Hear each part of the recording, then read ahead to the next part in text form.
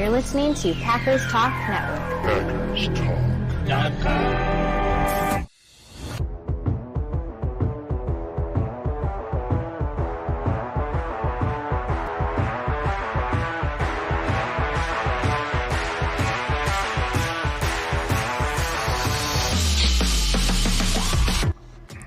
Welcome to the Packers Weekly Podcast, part of PackersTalk.com network. I'm your host, Miles Teddick, joined by your co-host, Tim Hamilton. We are diehard Packers fans that just love talking about the Pack. We're not getting into all the national sports media talking points and headlines and all that nonsense. We're sticking to football and we're sticking to the Packers. We're diving into the top topics every week, breaking down games during the season and sorting through all of the nonsense and the drama and the rumors of the offseason, which here we are in right now. If y'all want to support the podcast, please spike that like button for us. Follow us on all the socials, and please subscribe to that Packers Talk YouTube channel. Those things help us out tremendously and don't take much on your part. So before we get started, a few words from our sponsor, Wisconsin's own Ticket King. For over 30 years, Ticket King has been providing Packers tickets to Packers fans. You can find them on the web at theticketking.com or visit their locations in Green Bay and Milwaukee. For direct links to specific Packers game tickets, go to packerstalk.com/tickets or browse their website at theticketking.com. Good evening, Tim. How you doing, sir? Good evening, Miles. I'm doing pretty good. It's now we're in pre-camp mode, I guess. So, yeah. This is the deadest of the dead times. Here we are. We made it through, I guess, the off-season. Now we're in the pre-camp mode where there's we're still in the off-season, but there's not a whole lot going on right now. So it's kind of the quiet period, but that's okay. There's always stuff to talk about and a lot to be excited about. They're about Packers are. It's only about a month away now. July 22nd is right around the corner. First practice. Yeah, they're starting a little early this year, I guess, because of the early season opener, because they're starting on a Friday night. Watch me complain about that. Exactly. I think it's great. So July 22nd is going to come really quick now. So we're about a month away, which is awesome. Yeah, and then it'll be a whirlwind, and then before we know it, we will be having a Super Bowl special podcast. That's right. Because the Packers have just not only played in the Super Bowl, but won the Super Bowl. We'll be broadcasting live, I think, from Bourbon Street, right? I mean, it would really be hard not to. We have to be. Got to do it. We'll make arrangements. We'll make something happen. But I'm sure it's in the budget. Yeah, Al, if you're listening, sir, let us know what that looks like. I'm sure we're really high on the totem pole for you guys to send out on location. Anyway, we'll get there. We'll find our way to Bourbon Street. Mm-hmm. But you've got a longer journey than I do. I'm here in the Dallas-Fort Worth area in Texas. It's like a 7-hour drive. There you go. You can save on airline fees. There you go. We're saving money already. Look at that. Yeah, I think we can make this happen. You can get yourself to Dallas. We'll cruise over there together. We've already made the plans. Hopefully everybody that's listening is making their plans as well. Because, optimism is high, right? I mean, it's been – that's kind of the theme of the episode. We're looking at the offseason now. The offseason's basically over. We're at the end of it. How did it go? And I think we were all incredibly optimistic at the end of the regular season. Is that fair to say? Yeah, absolutely. Yeah. So then, what has the offseason done for us? For you, what is is it stock up, stock down? Like, what are we feeling? I feel like the stock's up.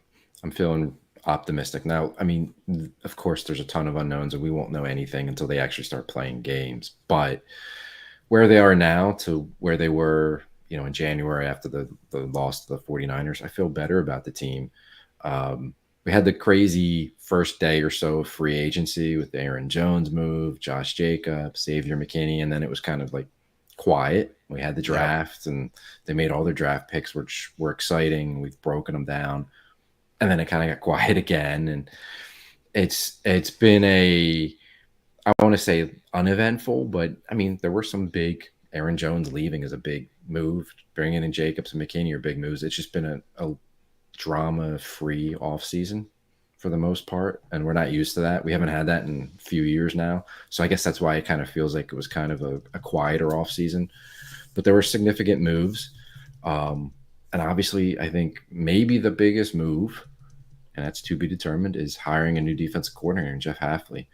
To me, that's the most interesting thing to see and to really, what they're going to be like on defense, what the great unknown about what his scheme is going to be, how he's going to use his players, how the new, some of the new coaches, position coaches, are going to coach up their guys and fit them all in. So that's the great unknown, but it's also very exciting. So I feel better defensively just because they moved on from what we had before in Joe Barry. Not saying that Hafley's going to be the savior or anything like that. We have no idea, but I just feel more optimistic. I feel like they're in a better spot defensively. And even though they're still incredibly young on offense, they now are incredibly young, but they have experience. And I think that's huge for them. Jordan Love, all of his receivers and tight ends, they have that experience now, know what to expect. So yeah, I think it's pointing up for them. I really do. I think they, just adding McKinney alone is going to be a huge impact on the back half of the defense.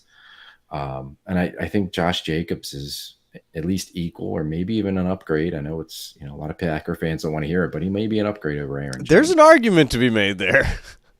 Yeah. He might not see it, right away, but I think he could be, over the next 2 or 3 years, he's going to prove to be an upgrade over Aaron Jones. So I think it's pointing up. I think the experience they've gained, the additions both on the field and the coaching staff that they made, yeah, it's time to be optimistic. Now, I don't want to say it's Super Bowl or bust. I don't think that's that type of team yet. Right. But, be excited, be very optimistic about what this team can be, not only in September, but what they can be, when we're talking in January and where they could be headed towards at that time. Absolutely. Yeah, and that's fair. My optimism is higher, and I'm willing to I'm no reservations at this point. Last offseason I was very cautiously optimistic. But no, my stock is straight up for these guys right now. Real quick aside, a few folks joining us here. Chris N, thanks for jumping in, sir. Best Packers talk around. Yeah, I'll take it. That's high praise, man. He says, when does Love finally get what he deserves, fellas? We'll talk about that. We'll get there. R Showers jumping in with us. If Love would take the Lawrence deal, looks like we're going to be having some Love talk tonight. R would do that in a hot second. I think they're going to have to go higher than the Lawrence deal. I don't think. Yeah, he's done more than Lawrence. But anyway, we'll get there. Matt said, missed you last night. Glad you're back. Good to see you, Matthew Tan. Good again. Yes, apologies for last night. We were supposed to be on at 9:30, and I had some family stuff come up, and the kids are priority. So Packers talk had to wait, but here we are. We came back. We're here weekly. We're honoring that, even in the quietest of the off-season time. And then, so let's see here.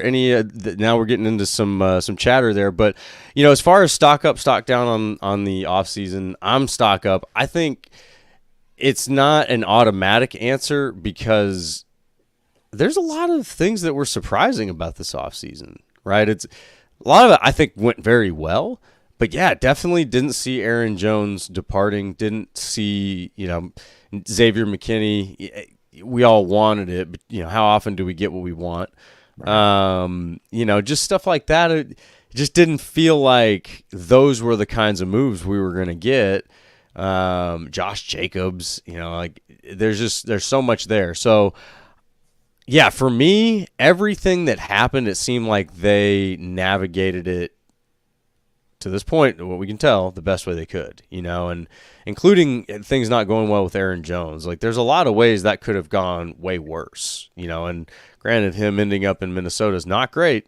I don't love that. But at the same time, when you bring Josh Jacobs in as his replacement, like, dang, man, that's we talked about it a little bit before when it happened, but it's like there's not many other guys you could bring in better than that. I mean, all things considered, age, contract, just skill level, talent. The guy has already been the rushing leader, and he's only 26 years old. So there's a lot of reasons to believe that Josh Jacobs can absolutely step in and replace Aaron Jones. Maybe not as a man, right? Aaron Jones is probably one of the all-time carry the G type guys. He'll let bygones be bygones one day and retire a Packer. We all know that'll happen. But yeah, I mean, as far as like replacing him in the locker room and on the field right now, Josh Jacobs is right in there with these guys in that age group with Jordan Love and the rest of these guys. So I think he fits in. If there was any guy who you could replace Aaron Jones with, even in the locker room, it's like that's a pretty darn good one, man. So yeah, looking at the things that were thrown their way, that I thought they navigated them very well. The draft, there was all sorts of opinions about what they could do in the draft. And, being on this side of it, I don't know anybody who hates it, right? There's been some people that have tried to have some criticism for the draft, but I love it. I think that it was a great draft. I'm really excited to see all of these guys, including Hopper, who I think is probably maybe the one that's like the least liked pick, maybe, if that's fair. I don't know, man. Like I kind of like him from what we've seen so far. He looks like a pretty explosive guy. So yeah, I think that they've nailed all the things you've got to nail in the offseason. And I don't want to go as far as to say they've won the offseason, because then I sound like a Bears fan, because they, immediately, like, if you win the offseason, you're probably not winning the regular season. That's usually how it goes. Or actually, I should say, if you're winning free agency, maybe that's usually the thing that blows up in your face the most. But yeah, I mean, it does seem like they did as well as they could with this offseason. All the moves seemed like good moves and the right moves. And Halfley, of course, is a big one. That checked a lot of boxes that we're wanting as Packers fans. It seems like the players were also wanting these things. So that's where I'm like, if the guys in the building sound like they're happy and it's not like a forced, like sort of canned happy, like, yeah, guys are working hard. Like, these guys genuinely seem to like each other, and it's fun to watch. Some of these social media things that they do. Carrington Valentine, like, that guy is like the Joker. His laugh is creepy, but he's always laughing. There's just all sorts of personalities coming out. I'm very excited about that, and there's a lot to be seen, right? We got only a couple of weeks before we start to see these things come together in training camp, and how does that play out against other teams is the step after that. So stock up for me, entirely stock up. I'm Super Bowl or bust. No shame in it. No shame in it. So, but yeah, we're having fun. That's all we can do at this point in the off season. But we do have, what is it? Mini camps just wrapped up. Were there any things that stood out to you in mini camps, Tim? Nothing that was like too surprising or earth shattering. They are doing a lot of shuffling on the offensive line. So like Jordan Morgan, first round pick, you mentioned him. He's already played 4 different spots on the offensive line between OTAs and mini camps. So that's interesting to see. I know, some of the people the reporters that are watching have said he's struggling, but you know what? He's a rookie. It's his first time going against professionals, and you're moving around, 4 different spots. He was only a left tackle in college. So I think struggles are to be expected. I'm not concerned about that at all. But they're giving him that experience before they get to camp, and probably, I would think at some point during camp, he's going to be at 1 spot or 1 or 2 spots. But they've at least given him, experience playing everywhere but center, which is interesting. And then just defensively, they've had some different looks with their safeties. Mini camp, McKinney and Jair, Keyshawn Nixon, those guys were all excused that, for meeting their attendance requirements. They didn't have to be there. So it was kind of like, Hey, you guys have done everything, so we're going to give you the benefit of the doubt, and you don't have to show up for the 2 days of minicamp. So they, there were some different looks in the secondary. Bullard was moving around and Evan Williams was moving around. So you're seeing different looks. You're seeing some things at linebacker where they're mixing in Edgerrin Cooper, but he's not yet a starter. They're kind of getting his feet wet. So yeah, I mean, just overall seeing how they're lining up, who's lining up where. Again, it's just mini camp, and we can't really read too much into it yet. But the versatility that we've talked about and the ability to use some of these guys on both sides of the ball in different spots and different positions. We've talked about that since the draft. We're seeing it play out already. So that's the one thing that really, stood out to me with minicamp and, what was going on up there. Yeah. For me, it's the O-line. It's that's a lot the same, right? And these aren't big things you can take away from minicamp, right? There's not a whole lot that they can do. But, when you do see Morgan moving around, and yeah, I'm the same. Let him struggle. You're not in a situation where it's like if that guy doesn't play well this year, it's going to be a disaster. I know a lot of people like to make a big deal about first rounders contributing right away and all that, and I get it. But in this situation, it's like if he's not in the best 5, don't force it. I love that that's the theme, this best 5 thing that they got going on. Because, yeah, I mean, you have seen him at tackle, at guard, on both sides. You're going to see that in a lot of guys, and I think that you can be confident at that point that your best 5 are your best 5.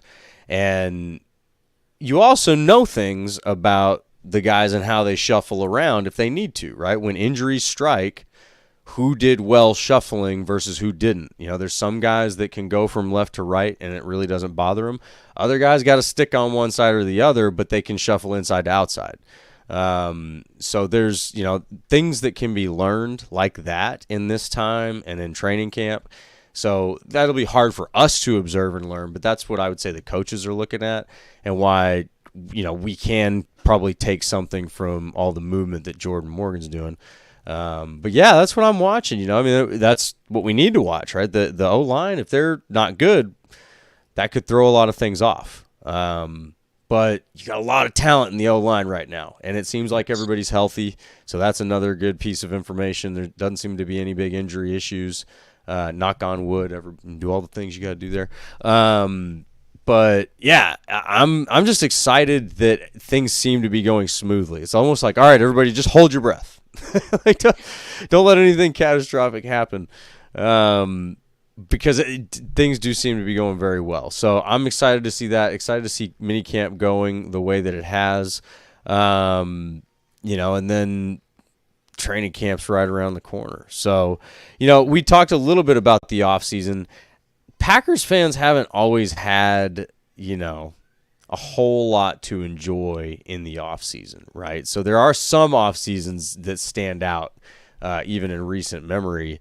How does this offseason stand up to others for you, Tim? Wow, that's a great question. So I like that we didn't have a quarterback drama all offseason. That's a big factor. So that right there was a plus, a big plus. It was nice not to have that cloud hanging over our heads and, trying to read into every word that he says on Pat McAfee or whatever podcast he goes on, or letting other people speak for him. And what the heck's a darkness retreat? Have you guys heard of this before? I don't know what this is. Or all these reports that come out that he could shoot down in a second, but he chooses not to and let people talk about it for months. All that has just been so nice not to hear or deal with. And it's actually made it feel like a quiet off season, but I think it's more so like, this is just how it used to be. This is normal. So that part of it was really nice. And it kind of got lost in the shuffle just because it was such a chaotic day, but the Xavier McKinney signing, that was a big deal. It was huge, but it was also the day they cut Aaron Jones. And so I think that, and they signed Josh Jacobs. So I think it was kind of almost pushed aside. It was like, they just signed one of the best safeties in the league, the best one that made it to free agency. And, he's one of the best in the league, period. What a huge change that is for their safety room and for their defense. So to me, I mean, that to me was How does the how does biggest it move of the compare to the 2019 offseason when you bring in the Smith brothers and Adrian Amos and was Yeah, that Billy Turner? yeah. I think 2019 was a bigger surprise just because they hadn't done anything like that before, and That's the true. fact, yeah, they signed 4 guys, and it was like back to back, like one right after another, and you're It's like, like oh my you're god, what? refreshing the Twitter feed. Like, what is there Yeah, another one?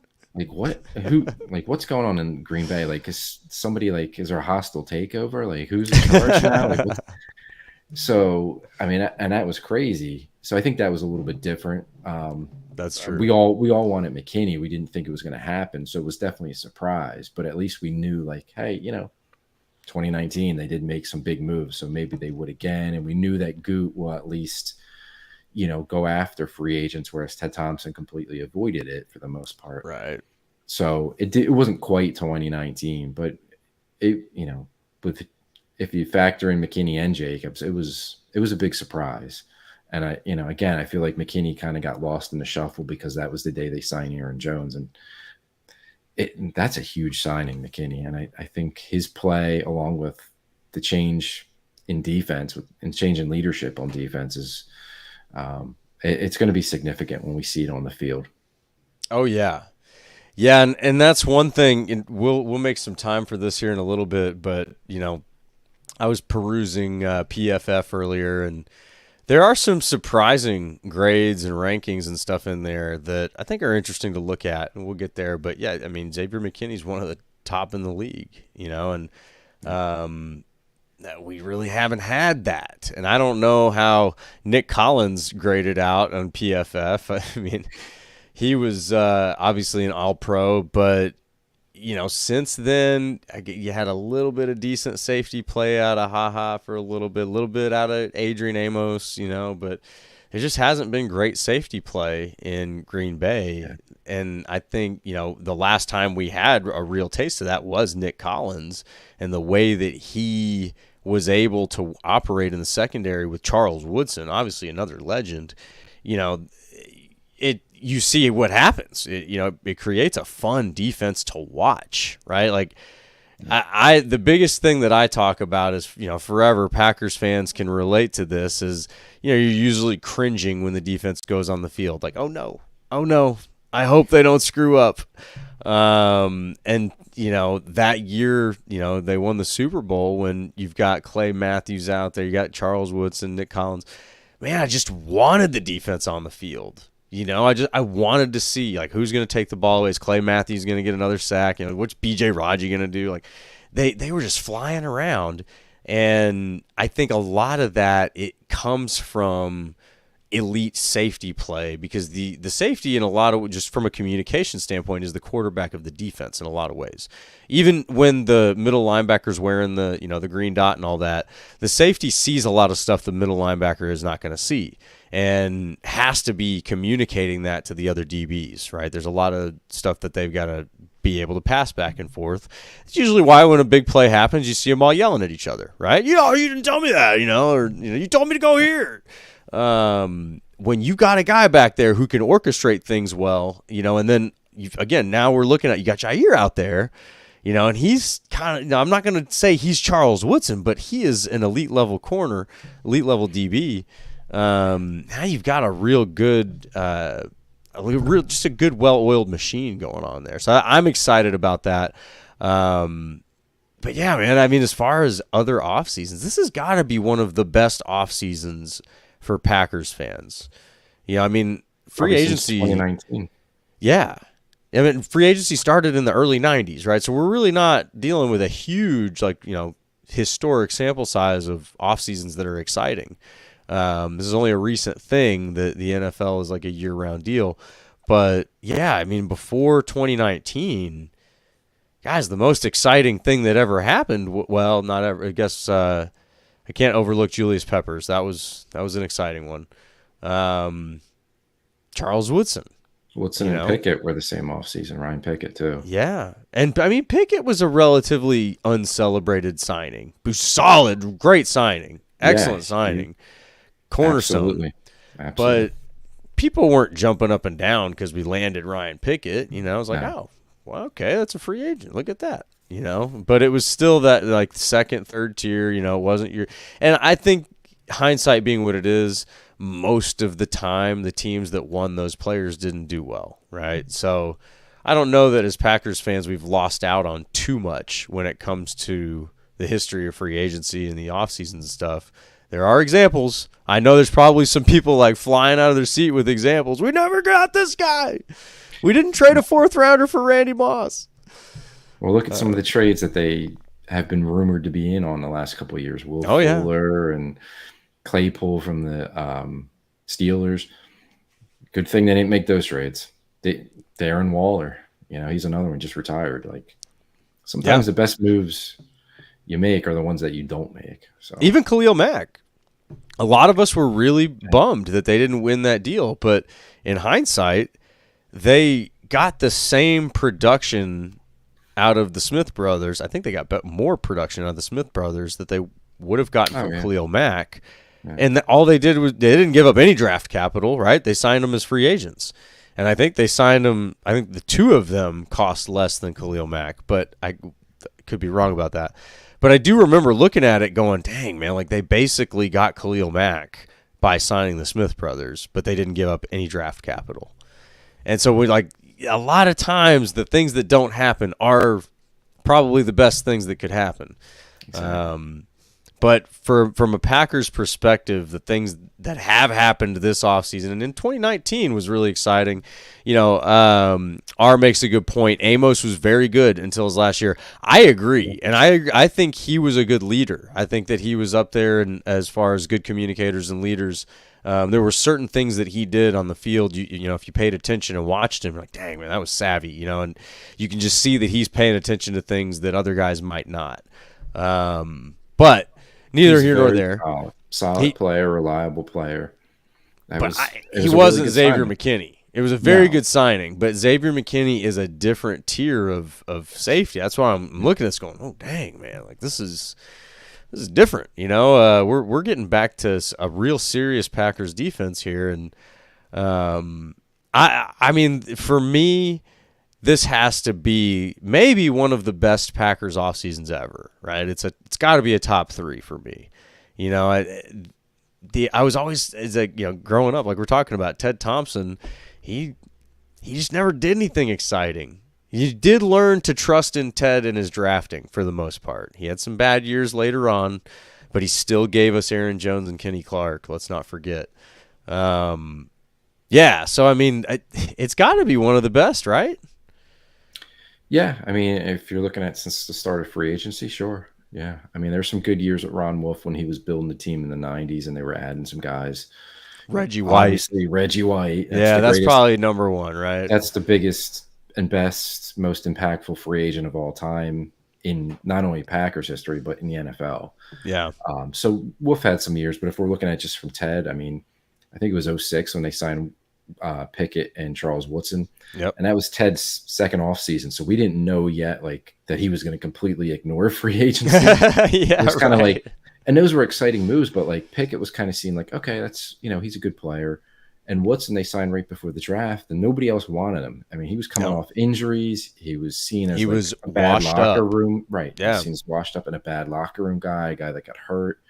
So there's a lot of okay, they signed Woodson, but is that really a good move? That wasn't seen as this huge, turning point for the Packers. It was kind of seen as a very risky move. Yeah. Obviously, completely worked out. He's, a Packers legend, a Hall of Famer.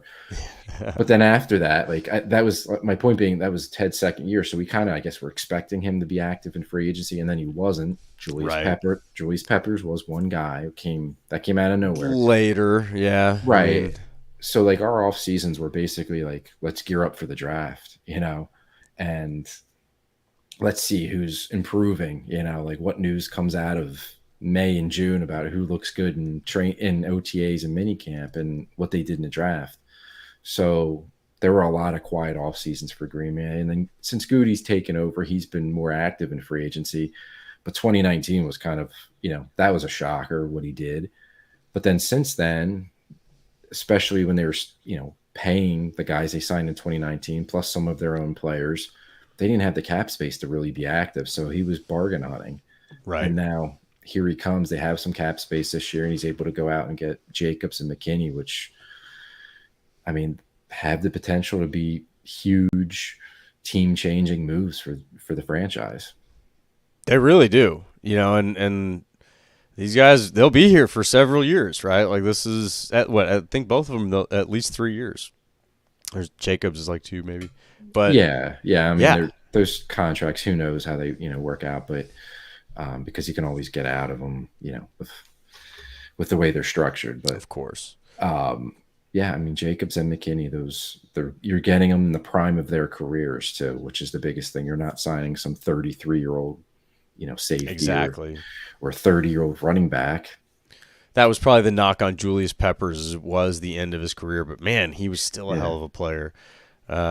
He had really good football in him when he was playing for the Packers. Yeah, and they didn't need him to be Julius Peppers what he was in Carolina, because they had Clay Matthews. He could kind of slot in, and you kind of had a role for him, and he obviously played it very well for him. And he lived up to the money that they paid him in free agency.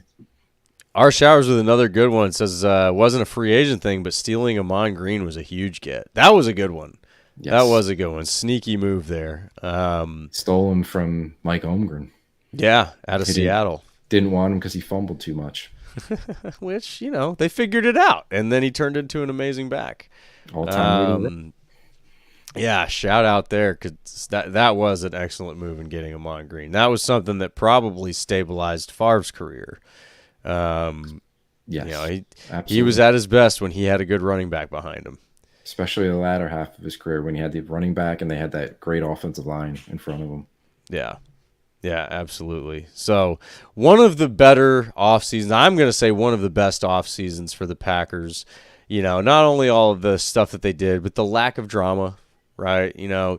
We're in a very cushy place right now, Packers fans. Right, because we've got at least the next 2 years. This is your team. Right, like this is. I don't think they lose anybody next year. Well, Kenny Clark, right? But they're already working. There's rumors on this third contract here, so yeah, I don't. Based on what Goody said, was it last week? He was on with Cheesehead TV, right? I don't know. I hope so. I hope I'm wrong, but I'm not. Kenny Clark said they were working on it. Yeah, and Goody sounded like. I think he was trying to be more conservative after the Aaron Jones thing bit him in the butt. Maybe. I mean, look, I am totally on board. I think they absolutely should pay him. I think. Yeah. I still think he's young enough to get a third contract. Yeah. And I would do it, but I'll be surprised if they do it. Well, I hope I'm wrong. We'll see. I hope you're wrong too. But yeah, I mean, listen, we're talking about one, and then R brings up Preston Smith. Maybe, right? Like, I mean, I feel like we've been counting him out of Green Bay for a couple of years now. Yeah, and so, he's just hanging out. So, and he's playing pretty good ball too. So that's where you really, realistically, the next 2 years could have the same team. And obviously you have to add to that through the draft, and I don't know what you'll do in free agency next year, but yeah, I mean, they're in an incredible position right now. Obviously, injuries can wreck all of that, but it's as far as like where you can be sitting as a fan, this has got to be one of the cushiest of places to be right now. It feels like they're, from a team building standpoint, they're developing their new core, the next core of players. And it's here, right? I don't see any holes, That's a real thing. And here you go. So Clint Stoner jumping in with us. It feels like the calm before the storm. Lots of wins. Yep, I agree. Matthew Tan agrees as well. I believe this is the year for the Packers, Super Bowl bound. We'll see. Me and Matt are on the same page here, man. Super Bowl or bust. But it does. Like, you can't step out and say, oh, they're going to go undefeated. Oh, they're going to win the Super Bowl. You can't say anything like that definitively, but what as a fan could the Packers have right now that they don't? Like, what is it as fans that we're being deprived of? Is there anything? No, I think it's in a lot of ways they're still a young, unproven team. Now Yeah. they're very Okay. young, but they're a very young team that got experience last year as a young team, but they're still going to be young again. And they accomplished some pretty impressive things as a young injured team, right? Yeah, but I mean, 9 wins is 9 wins, and yes, they were very good the back half of the year, but there's a lot of room for growth. There's a complete unknown on defense. We don't know what that's going to look like or how that's going to function from a play calling, a system standpoint, how he uses play. We don't know anything about the defense really. Yeah. We're optimistic, and I'm very a lot of talent, right? Players are good. And no matter what, I'm all in because it's not Joe Barry. I think that's everybody agrees with that. Yeah, and I think it's just like they gained experience, which is incredibly valuable. But now, like, what do you do with that, and how do you build from there? And there's kind of not there. Being a young team is great, but there's also not like that veteran leadership to kind of like pull you through and show you the way. And it's like, do they come into camp ready to go with like, hey, we could really do something special this year? Like, everybody needs to be focused from day one and on point, and like have that all-in focused mentality from day one? Or is it kind of like, we're already there, trying to figure or they're trying to figure things out still? Like, how do they respond to the success that they did have last season, and can they iron out the inconsistencies? Because that was an up and down season. Obviously, the first half when they were 3-6 wasn't looking very good, and they went on the run, but they still had the Giants game was a clunker. The Tampa game was awful. They survived the game against a terrible Carolina team that they very easily could have lost that game. So, like, even though there were some really nice wins in there were some bad performances too. So, like, how do you find that consistency? How do you grow from that and continue to build? And I think we're all like expecting these guys to make the second-year jumps or the third-year jumps. And that's great. I hope they do, and I'm not saying they won't, but to expect them all to do that, I don't know. They're humans. You're right. Like, that's a lot to expect. So yeah, I'm with you. I'm optimistic. I think they can be really good, but I still think there's a lot of like unknown with this team. And to say like Super Bowl, is it possible? Sure. I don't think it was possible this time last year. I don't think that was realistic. But now I think, like, could they get on a run? Yeah, but I think a lot of stuff has to go right, and there's still like a lot of unknown where I could be like, you know what, it's realistic. Like, yeah. So, I mean, that's the way I look at it, and I think we have to try to avoid saying, and I'm guilty of this, but avoid looking at it like, well, here's what they did last year. They should only get better, and that's Super Bowl or bust kind of thing. Like, better would be the NFC Championship. Better would be the Super Bowl. So I think that what's lost in that is all the change that happens in the other teams, So you can say, yeah, well, they should get better from that, and they should, but relative to how much better everybody else got is what matters, and that's what you can't predict. That's why you play the game. So, yeah, I mean, I think it's fair to say, let's be cautious. Let's not just assume that they can go farther next year than they did this last year. But what I get really excited about is the lack of holes in the presence of depth.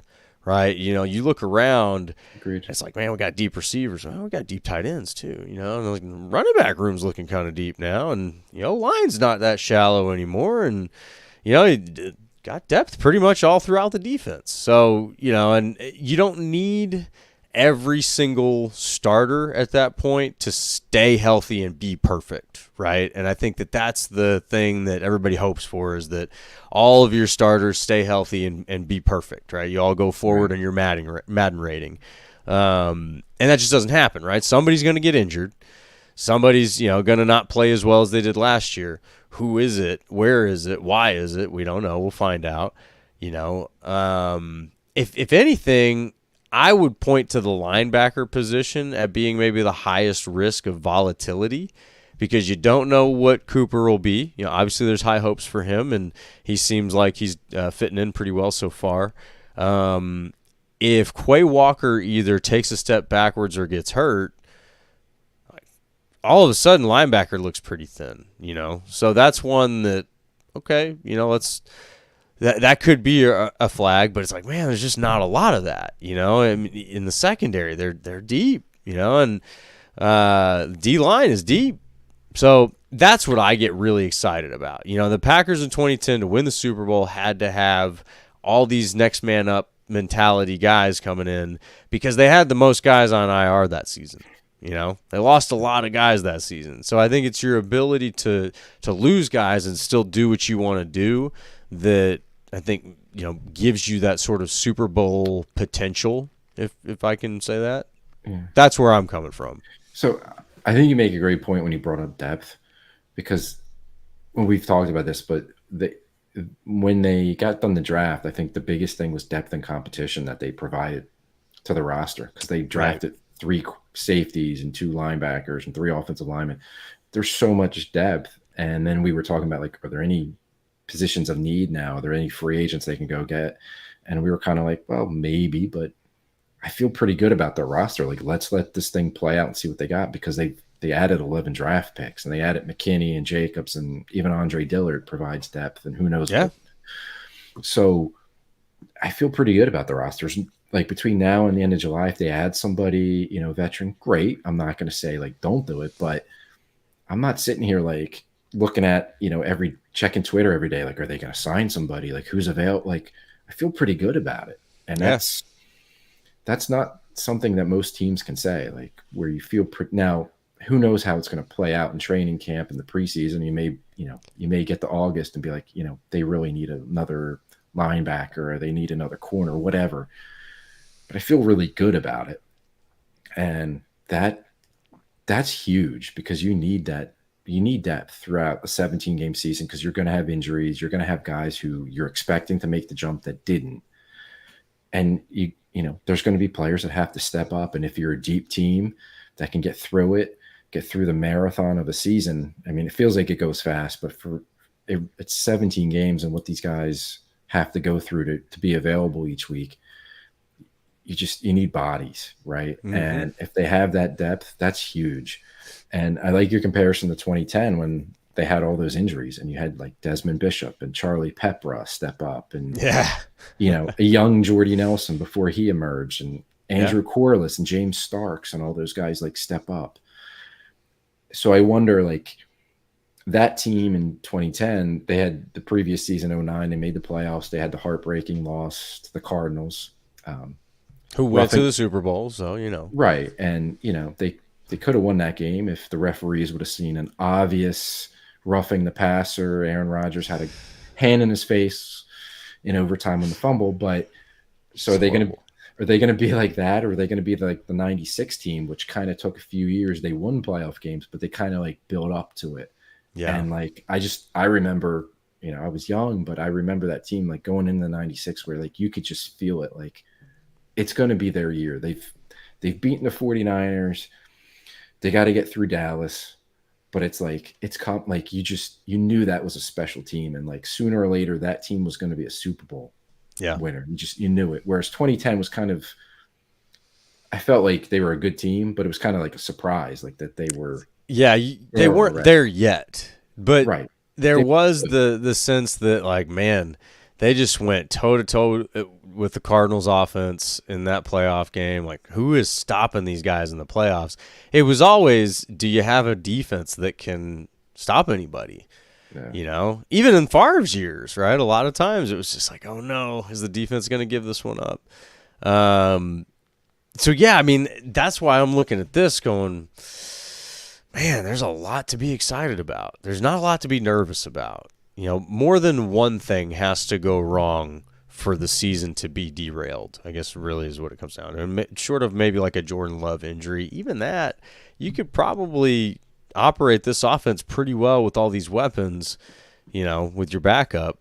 I'm not saying at that point you still have Super Bowl potential, but I don't think it's, a total bust of a season if Jordan Love gets hurt. Let's not put that kind of energy into the air now. That's not going to happen. Our guy, Jordan Love, is going to get paid because he is better than Trevor Lawrence. Can we all agree on that? Do we all agree on that? Better than Trevor Lawrence? Are you ready to say that, Tim? I think he was better in 2023 than Trevor Lawrence. Okay. So, yeah. All right. If you want to get into this, we'll get into it. Let's do the contract talk. We haven't done it yet. Let's do it. So I think that contract. I think Jordan Love and his agent were really happy to see Trevor Lawrence get paid. Oh yeah. And I would expect whatever he's going to get is going to come in right at Trevor Lawrence's number, or it's going to be slightly above, maybe slightly below. But it's not going to be too far off the Trevor Lawrence number, and people are going to go crazy. But that's the market, number one. And he was better in 2023. I know. So I think the argument is like Trevor Lawrence has been in the league for 3 years now, and Jordan's started for 1 year and was really only good for the last 9 games. He was better in 2023. I know Lawrence played through some injuries but he wasn't that good when he was healthy. And then he got hurt, and it was almost like he was holding his team back. Like he shouldn't have been in there. He wasn't as scary as he was in 22. 22, no. Trevor Lawrence looked like something to be reckoned with. Right. It looked like he was going to become that guy that everybody's been talking about since he was a freshman in college. Right. And I think you throw out Trevor Lawrence's rookie year because Urban Meyer was there, and that was a complete dumpster fire. Nobody was, and Urban Meyer's he's a scumbag. Yeah. I don't know how that guy has a job around football anymore. So you I don't even look at Trevor Lawrence's rookie year because he just survived it. So fine. But your point, he was coming on in 22, and he looked like this is going to be Trevor Lawrence that was the generational quarterback that everybody was expecting. Yeah. And then 23, he wasn't that good. And I know he got hurt, and that definitely affected him. But he wasn't that good before he got hurt. And it was kind of so seeing him now, I think he got paid more than what he's earned to this point. And I think they're paying him based on he was the number 1 pick. And this is what he was expected to be. And maybe he still will be that because you do want to pay guys for what you expect them to be and not what they've done. But especially the quarterback. Yes. But he definitely has not lived up to the hype. And not yet. Not yet. He could absolutely get there. Maybe he will. But I haven't been that impressed by his career yet. I think he's been okay. 1 good year or 1.5 good years, if you want to give him that. He's been okay. And I think Jordan Love, even when he struggled last season or the team struggled the first half of the year, there were still those moments and those throws from Jordan Love that you just kind of saw it in him. And I think his struggles, it was all tied together with the offense, the shuffling on the offensive line, the inexperience with the receivers and the tight ends, Aaron Jones being out. You could see some of the mistakes that were being made. You're right. And it looked like it was Love's fault, and it was really on other guys. Right. And then it kind of just, when it came together for him, he was lights out. So whatever they're going to pay him is what they're going to pay him. I have no problem with what they're going to pay him. I really don't. And maybe me either. And maybe he doesn't live up to it. Maybe he turns out that the 9 games were a fluke. I don't believe that. But if that's the case, you know what? I'll stand by it. I think whatever they pay him. I don't care. Yeah. Just get it done and pay him. I think he's worth it. But him and Trevor Lawrence, he was better in 23 than Trevor Lawrence. That's all we can compare him to because that's all Jordan Love played. Long term, what could they be? I think he could be just as good as whatever Trevor Lawrence is. I don't, I think when we talk about Jordan Love, we're talking about Jordan Love as potentially, a top 5 quarterback, maybe a top 3 quarterback. And, that's Trevor Lawrence's ceiling too. So if they both hit their full potential, I think they're both on the same tier, the same level of quarterback long term. I think that's a fair thing to say. I mean, it's not like one, less than good year from Lawrence is, the projection of the rest of his career. Could just be a stumble, like I said, injuries. Who knows how much that affects a guy? Some it's more than they'll let you know. R brings a point here with Lawrence was 8-3 to start last year. Love was 3-6. I think fair, but there's a lot built into that, and not that that's for my argument's sake, but as far as like when you think about what's the GM thinking that's going to sign these guys, is Goot looking at this situation and go, I don't think Goot's comparing Love to Lawrence at all, to be honest with you. I think he's more looking at it like, all right, what do I think the top 5, top 10 quarterbacks are making over the next 10 years? And I'm sure there's some pretty impressive data analysts that can pull all sorts of crazy NFL data that they have access to, crunch all these different, potential average salaries for these guys over the next few years. But that's what I think he's doing. And then where do you place Jordan Love in that?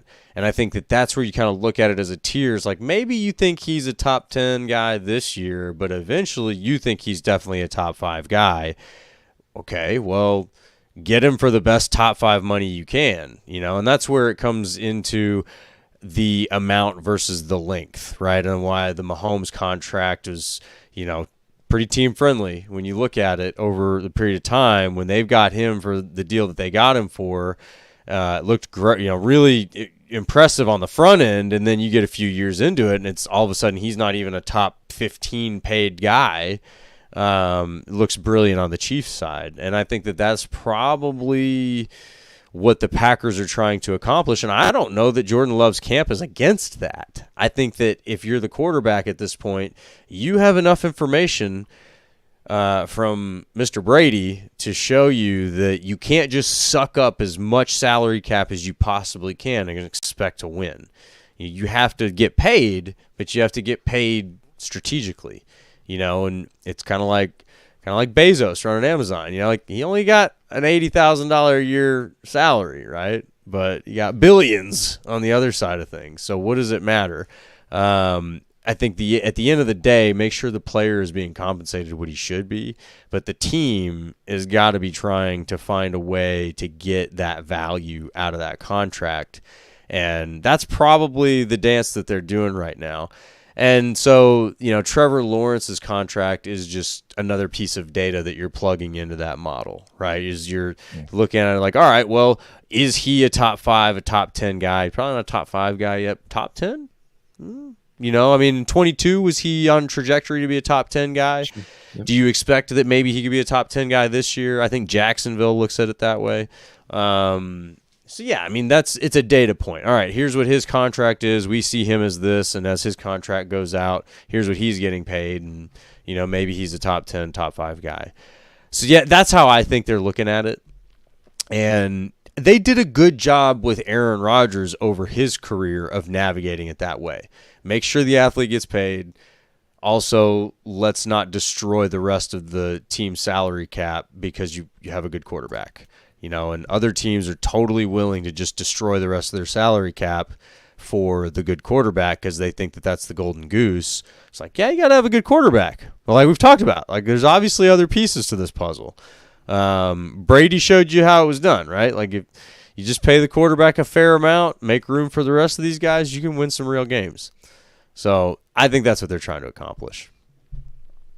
Thoughts on that? Yeah, I think that's a good point. Like as far as you're looking ahead to what you think Jordan Love can be and where you're going to pay him, and if you think he's going to be top 5 quarterback, top 10 quarterback, then you pay him that money now. And in a couple of years, there's going to be several quarterbacks that are making more money than him, and his deal might look really good. Because Dak Prescott's going to get more money whenever he signs, whether that's this offseason or next. And then there will be other guys, whoever they may be, that are coming up for their contract. Like it just continues to reset itself. Because I remember the Rodgers contract from I think maybe in 2018, and it was this huge deal. And then within a couple months, a couple guys had passed it. Like it continues. They continue to outdo each other. Right. So I don't think you're looking so much to comparables. I think you're projecting what you think he could be and what that's going to be worth to your team. And if you were looking at comparables, to me, you compare them to the guys that were drafted the same year, which was Joe Burrow, Justin Herbert, Tua, and even Jalen Hurts, who was a second-round pick. I think those are the comparable guys. Burrow's gotten paid. Actually, they've all gotten paid other than Jordan and Tua wants to get paid now. So, but those guys would be more the comparables. But I'm kind of like, it's not so much about the comparables. It's what you think he could be and then what that's worth to you. So, as far as taking discounts, that would be great. That would be great if you took a Brady deal or you took less money. But to me, like, Brady was the exception in that he played till he was 45, and he was and he was the exception with his contract that he took. Nobody does that. Peyton Manning took every dollar he could get in Indianapolis. Good for him, and they're all doing it. And Patrick Mahomes should have done it. I think, his agent got him got a lot of money. He got a lot of money, but it could have been better, and we'll see if that gets redone soon. They're building a dynasty, so I mean, right? But you can't say he's wrong. He's eventually going to get his money, and I don't fault Jordan Love and his agent for wanting to get paid. I can't see his agents aren't going to say, you know what, we're going to pay you $45 million a year instead of 50, or we're going to take $45 million a year instead of 55, and so you can go out and have some salary cap room. The agent's not going to do that. And no. It won't be the agent. That kind of energy and sort of like level setting has to come from the GM to say, look, here's what we're doing. Here's how we think that this plays out. And to me, the reason I bring in Brady, and this comes down to the man, right? It comes down to whoever it is in the room negotiating at the table at the time. But if you're a young quarterback, and certainly there's already guys coming in the league, I'm going to win more than Brady, dorks. If you're doing that, you need to study what he did to accomplish that. So if that study stops at how he throws the ball, then you're not going to do that. If that study stops at his diet, you're not going to pull it off. That study has to extend all the way through every bit of how he impacted the team. And if you're not looking at what he got paid as a part of that equation, you're not going to land on it, right? You're going to miss because that's a big part of the equation. So that's where I don't say it's not necessarily even taking a discount. That's where you can do these things strategically. You can get a big old fat signing bonus that doesn't hit the salary cap, and that's where Rodgers got paid a lot. He got paid in a lot of signing bonuses. And so those are the things you balance out. You say, look, what is, some guys just have to have their name at the top of that list. I'm going to be the top paid guy. Okay, cool. Well, we're going to make that happen for you. Check that box. But I think other than Love on this side of things, because he just seems to be a little bit more mild-mannered and probably doesn't care as much about just being the top paid guy just because. I just haven't gotten that energy from him. I could be wrong. That's where I would say he's probably thinking about this a little bit more strategically. And again, get paid, dude. But if you're looking at it like I could get paid as one of the top guys right now, and then 5 years from now, that's still a lot of money in my book. $50 million, $60 million, a lot of freaking money. I don't think it's gonna not be a lot of money 10 years, 5 years from now. And so that's where I think you're looking at it going, all right, well, if that's a good deal now and just carry it out then, I'm okay with that. If I win every Super Bowl between now and then, I guess we should renegotiate. But, at that point, it's like, this seems like a good deal. Let's go with this, and I don't think any agent's going to be mad at that either. Because, again, you can still say, we're at the top of the list or top 5 in the list or whatever he gets paid. That's what the agent wants, right? The flex of, he's this top 5 paid QB or whatever. Yeah. So, not a hometown discount. I didn't mean it like that. No, I got you. The other thing I'll just throw out there is Rodgers signed his first contract. I mean, after his rookie deal was 2008, his first year as a starter. It was like November of 2008. He had like half a season as a starter, and people were like, "You're signing this guy already? Like based on half a season?" Yeah. They ended up going 6-10. Well, within a year or two later, that was a great deal for the Packers. Oh, yeah. Because they were projecting, like, this is what we think this kid can be. And obviously they were entirely right because, signed it in November 2008. By 2010, they were Super Bowl champions. So it's kind of, they're doing the same thing with Jordan Love. Like, this is what we're expecting him to be. And that's why he's going to get paid. And that's what the market is too. So, and you have to leave room for them to have expectations of him that we can't see. And think about the Rodgers comparison there is good. Like when he signed that deal and like, I don't know, is that good? Man, no one could have predicted Rodgers to turn out the way he did. No one. I remember when he was Favre's backup and getting hurt every year, people just were done with him already before they even got to look at him. And so nobody was projecting that he would have, this ungodly touchdown to interception ratio. And I mean, probably one of the most gifted throwers of the football of all time, right? I mean, when it all comes down to it, some of the things that he did are just insane. Did he get to win as many championships? No. So, that's where the whole greatest of all time conversation takes a lot of different paths. We're not going to get into that. But yeah, I mean, so you have to leave room for Jordan Love to be something that you can't predict right now. And if you're the GM, that's what you're hoping for, right? I mean, if you're getting predictable, you're probably not getting what you're paying for at this point. Yes. So, yeah, I mean, I think it'll be very interesting to see how this whole situation plays out. I will say I'm glad. It seems like they're going to get it done this offseason, right? Or, I mean, like this before the season starts. Yes. I know there's a lot of like, hey, should have got it done before the Lawrence deal to save the money. Again, I don't think the Packers are thinking that way. No. But I will say they aren't doing what the Cowboys did with Dak, right? Like the Cowboys were a year late on Dak, and they paid for that, like bad. And now they're like the timing of it is even worse. Yeah, now that like the timing of having to repay him is just horrible because like we're talking about like projecting forward. And we're saying you got to leave room for Jordan Love to be something that you can't predict right now. Not a lot of room for Dak to be something that you can't predict right now. Like right. He's a more mature player. Yeah. Yeah. I mean, they've screwed up contracts in Dallas. They're doing it to Dak, CeeDee Lamb, Micah Parsons is next. Like, yeah, don't be like that. Goody said that he hopes to get it done by training camp. He's been out there like, we're going to get this done. For Goody to come out there and say those types of things, this is like priority number one for him, and he must feel really confident that they're going to get it done. And because I mean, if he wasn't, he would be doing his GM speak like, hey, we'd like to sign and we'll see how it plays out. But it's, he's been pretty straightforward. Obviously the Packers want to get it done. Jordan wants to get it done. And he said he hopes by the start of training camp, which would be great. Maybe it won't be by training camp, but I would think by the start of the regular season, it's done. I'd be really surprised if it doesn't. I wouldn't, Packers fans, don't worry at all. He's not, he's not leaving. He's not going anywhere. They're going to get it done. Yeah.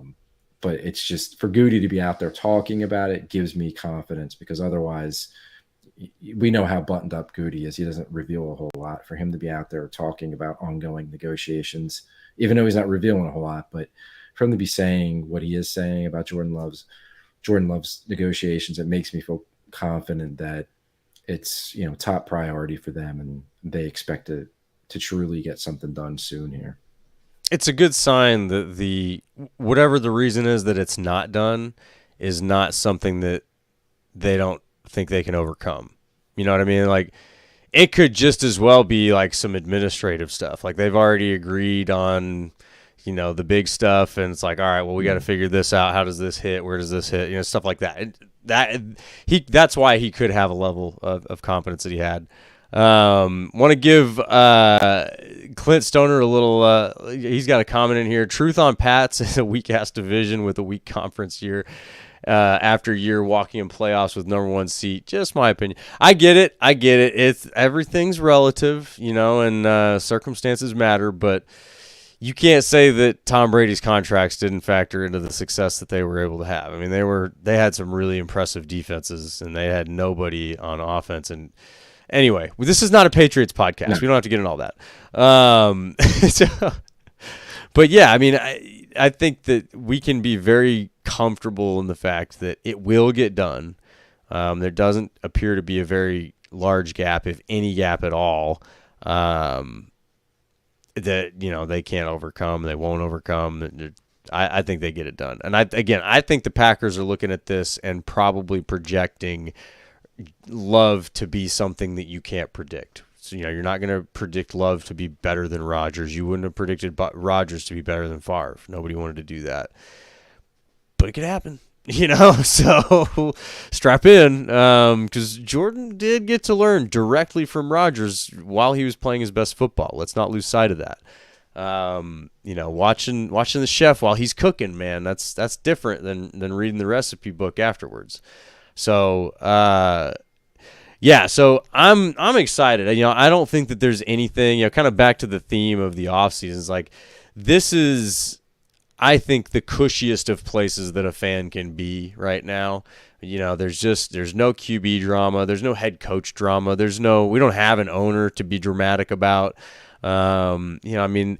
Even the Packers podcasting world is making strides forward with Cheesehead TV getting, Goot on for an interview. That was awesome. If y'all haven't listened to that, you should definitely go check it out. They did a great job. Yeah, fantastic job to Banky and Nagler. But yeah, so we're just, as fans right now, we're having a great time. Oh my goodness. Oof, there's some predictions in the chat here about contracts. 10 years, $700 million for Love. Would you do that? No. I think that's is that out of the ballpark? I think that's somebody messing with us. Are we being trolled? Is Jordan Love over here trying to pump his numbers on Packers podcasts? His agent's on the podcast. His agent doesn't stop working, man. He works hard. Mm-hmm. No, I says, thank God you are not a GM. No, I think we're in a great spot. And we got to enjoy this. It's obviously just the most boring part of the offseason, and fortunately for us, it's pretty short, right? We've got, I think 3 more podcasts before training camp starts. I think that's correct. We'll have to check me on that. But, I mean, sheesh, 3 more podcasts, not bad. But yeah, so what else could there be? I mean, we're talking about, we got everything else wrapped up, the mini camps, OTAs wrapped up. We're, stock is up. We're optimistic. Tim is not on Super Bowl or bust yet, but I am, and I think Tim really is Super Bowl or bust. He just doesn't want to put it out there yet. He knows people are collecting receipts, but I'm absolutely Super Bowl or bust. I don't see a lot of holes here in the team, so I think it's a great time to just enjoy being a Packers fan, man.